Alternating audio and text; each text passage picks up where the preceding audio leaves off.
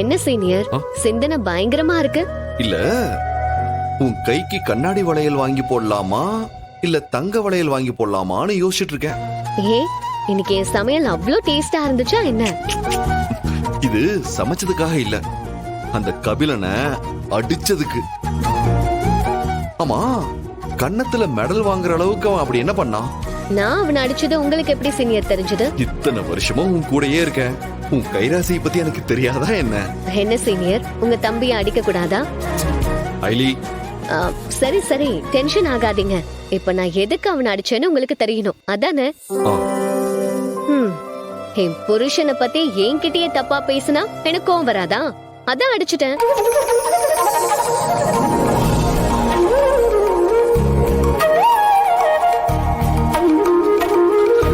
ஐலி, இப்ப என்ன சொன்ன?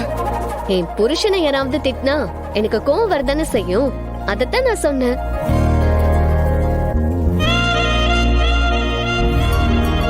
ஐலி, இன்னொரு முறை சொல்ல, இன்னொரு முறை சொல்லு. உங்களுக்கு என்ன ஆச்சு? ஏன் திரும்ப திரும்ப அதே கேட்டுட்டு இருக்கீங்க? எனக்காக சொல்ல ப்ளீஸ்.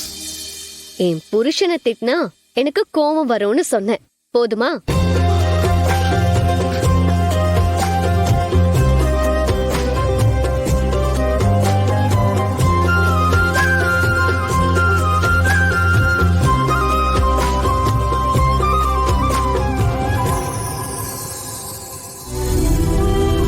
சீனியர், என்ன?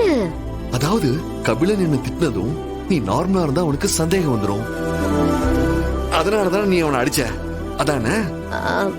அது வந்து அதுக்காகன்னு மட்டும் சொல்ல முடியாது. பின்ன வேற எதுக்காக?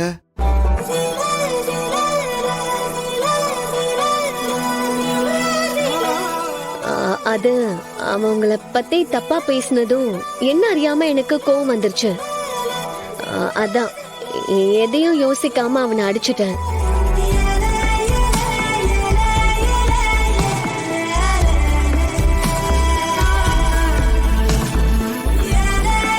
என்ன திட்டினா உனக்கே அப்படி கோவம் வந்துச்சு? இது என்ன கேள்வி? என்ன யாராவது திட்டினா நீங்க சும்மா விடுவீங்களா? இல்ல, அதே மாதிரிதான் உங்களை யாராவது தப்பா பேசினா எனக்கு கோவம் வரும்.